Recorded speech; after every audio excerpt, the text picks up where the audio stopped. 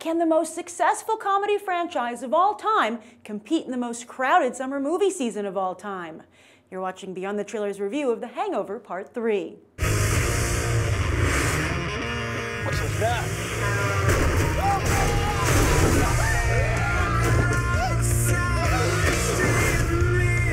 Where is he? Leslie Chow stole $21 million from me. And I figure the Wolfpack has the best chance of finding him. No! Doug is my insurance. Can you take Stu instead? 2013 did not get off to a good start for Warner Brothers, as Gangster Squad, Bullet to the Head, Beautiful Creatures, and the incredible Burt Wonderstone all fizzled at the box office. But things began to heat up with 42's very solid ticket sales, and The Great Gatsby made headlines just 2 weeks ago as it surged past expectations. And now, with Man of Steel, Pacific Rim, and The Conjuring on the horizon, the studio is hoping to keep the momentum going with one of its most reliable franchises, The Hangover. 2009's sleeper hit and its sequel have become the top-grossing R-rated comedies of all time, a success which has enabled its 3 stars to demand $15 million each for this third and supposedly final film. That's 3 times what they each got for the sequel, and once again they'll also be getting a piece of the film's box office haul as well. But such sky-high salaries are not only indicative of The Hangover's success, but of how the current free agent culture of Hollywood allows talent agencies to bundle talent, in this case CAA, and hold said franchise hostage until the studio caves to their demands.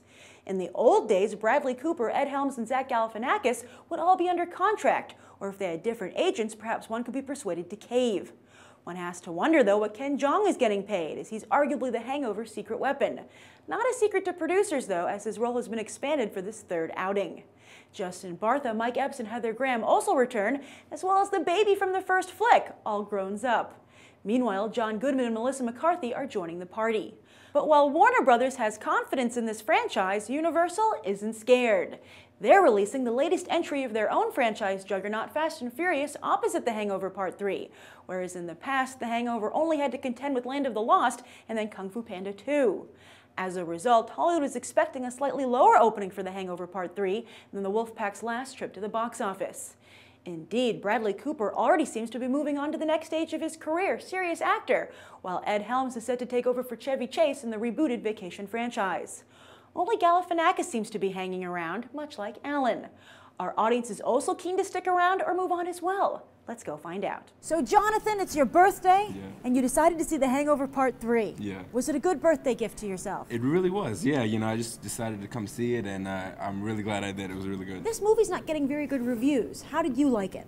I liked it. It was funny. It made me laugh. We just saw the film and we thought that it doesn't matter what they do, the guys are so funny. So Oh, yeah? Yeah, so we found it was a really nice movie. I loved it. Sorry. What'd you think? I thought it was good. Yeah, you seem not to have loved it as much. I think it was good. It was unexpected, like towards the ending of it. You know. Unexpected good or unexpected bad? Good. What did you like about this one then? It was different. Much different. They bring everybody back. And it was just crazy. Have you seen all of the movies? Yes. Okay. Are they getting better, worse, the same?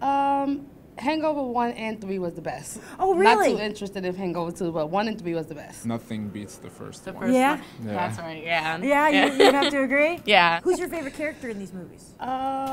What's his name? What's this fat one name? Oh, Alan? Alan. Yeah, he's so funny. Alan is the funniest one. The fat guy? Yeah, Alan? Yeah, Alan. Yeah, sorry for not being politically correct. Okay. Yeah, the fat one. Phil. Phil? Yes. Yeah? Alan has to be Yeah? Alan. I'm sorry. He's like, his randomness is just hilarious. They made Mr. Chow's role bigger, right? Ken Jeong? Yeah. Is that good, or is a little bit of Chow go a long way? No, that's good because he's funny. Yeah? He's hilarious. I think he's a great character. Can you have too much Mr. Chow? No. No? Good? No. I thought it was cool to see his character because, like, usually you know he's crazy, but like in this movie you saw he was insane, which I thought was refreshing and I thought it brought so much more to the movie too. What do you say to people out there who are like torn, who said, this got such bad reviews, maybe I should see Fast and Furious 6 instead? Maybe they high or something. Yeah? Maybe they high. They was hanging out with Mr. Chow. You definitely have to see it. I think it's good enough to come to see in theaters. What would you give this film on a 1 to 10? 7. I give it an 8. I'm gonna say about a 9.5. 20. 8.7. Okay, I'll take it. 8.7. That's, What do you give that's it? really specific. I say 8.5. While The Hangover Part 3 might not be winning over critics, fans of the franchise feel it finishes strong-ish, overall giving the film an 8.5. I'm Grace Randolph reporting from Regal Ewok, and I hope we go beyond the trailer for these other top movies.